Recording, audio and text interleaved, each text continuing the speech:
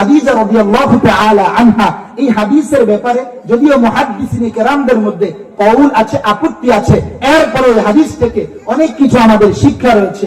বিবি খাদিজা নাম শুনেছেন? খাদিজাতুল কুবরা রাদিয়াল্লাহু তাআলা আনহা আল্লাহর রাসূলের সামনে বসে কান্নাকাটি করছেন। আল্লাহর হাবিব বিবি খাদিজাকে বললেন, ও খাদিজা, আপনি কেন কান্না করতেছেন? আমি তো কোনো রহস্য বুঝতেছি না। খাদিজার ওই কপালের মধ্যে হাত দিয়ে রাসূল দেখলেন অনেক গরম। খাদিজাকে বললেন, খাদিজা রে, তোমার তো মনে হয় অনেক জ্বর, তুমি তো এই দুনিয়ার মধ্যে মনে হয় বেশি দিন বাঁচবা না।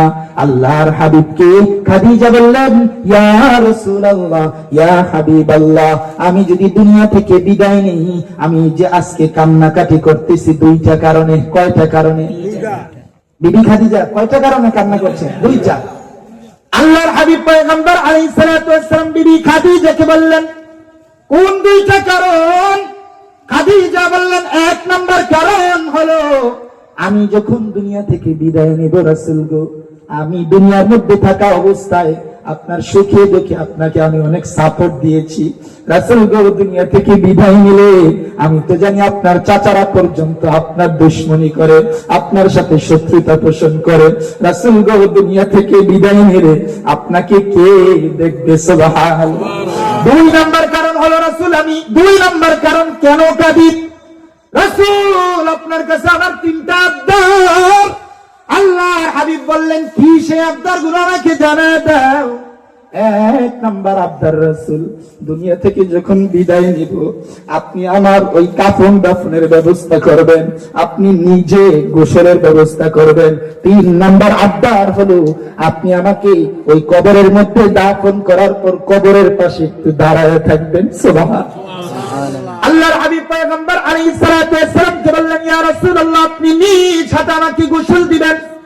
দুই নাম্বার আবদার হলো, রাসূল, ওই মক্কার কোন দামি কাপড় দিয়ে আমাকে আপনি কাফন দাফনের ব্যবস্থা করবেন না, আপনার একটা পুরাতন জামা দিয়ে আমি বিবি খাদিজাকে আপনি দাফন করে দিবেন।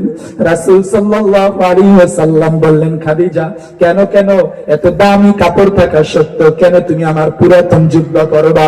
খাদিজাতুল কুবরা রাদিয়াল্লাহু তাআলা আনহা বললেন, ইয়া রাসূলুল্লাহ, ইয়া হাবিবাল্লাহ, কবরটা আমার বড় ভয় হয়, ওই কবরের জাহান্নামের আগুন আমি সহ্য করতে পারবো না। রাসূল গো, আমি যখন ওই কবরের মধ্যে শোব, আপনার এই জুব্বাটা দেখার পর হয়তো ওই ফেরেশতারা আমার থেকে দূরে সরে যাবে, বুঝবে এটা রাসূলের জুব্বা। সুবহানাল্লাহ। আল্লাহর হাবিব পয়গম্বর আলাইহিস সালাতু ওয়াস সালাম বললেন, এই আবদারটা আমি রাখলাম। তিন নাম্বার আবদার করলেন, রাসূল, আমাকে যখন ওই কবরের মধ্যে শোয়াই দিবেন, সকলে যখন বিদায় নিয়ে নেবে, কিন্তু রাসূল, আপনার কাছে আমার আবদার, আপনি কবরের পাশে দাঁড়ায় থাকবেন, আমার প্রশ্নোত্তর গুলো আপনি দাঁড়িয়ে দাঁড়িয়ে দিবেন। সুবহানাল্লাহ।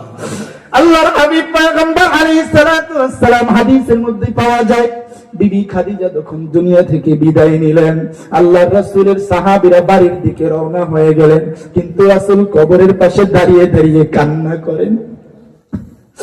জিবরিল আমিন হঠাৎ করে আগমন করে বললেন, ইয়া রাসূলুল্লাহ, ইয়া হাবিবাল্লাহ, সকলেই তো বাড়ির দিকে রওনা হয়ে গেল, আপনি কেন এখনো কবরের পাশে দাঁড়িয়ে আছেন? জিবরিল আমিনকে আল্লাহর রাসূল বললেন, দুনিয়ার মধ্যে থাকা অবস্থায় খাদিজা তো আমাকে বলেছিল আমি যেন তার কবরের পাশে দাঁড়িয়ে থাকি। জিবরিল রে, এই জন্য আমি দাঁড়িয়ে আছি। জিবরিল আমিন বললেন, ইয়া রাসূলুল্লাহ, ইয়া হাবিবাল্লাহ, আপনি যখন ঘরের মধ্যে থাকা অবস্থায় দুইজনে কথোপকথন করতেছিলেন, তখনই আমার আল্লাহ খাদিজার প্রশ্নগুলো প্রস্তুত করে রেখেছেন। সুবহানাল্লাহ। তাহলে প্রিয় ভাইয়েরা আমার, এই হাদিস থেকে আপনাদের কাছে একটাই মেসেজ, দুনিয়ার মধ্যে যেহেতু আমরা থাকতেই পারবো না, আল্লাহর কাছে কান্নাকাটি করবো, আল্লাহ আমাদেরকে মাফ করে দেন, গুনাহ খাতাগুলো মাফ করে দেন।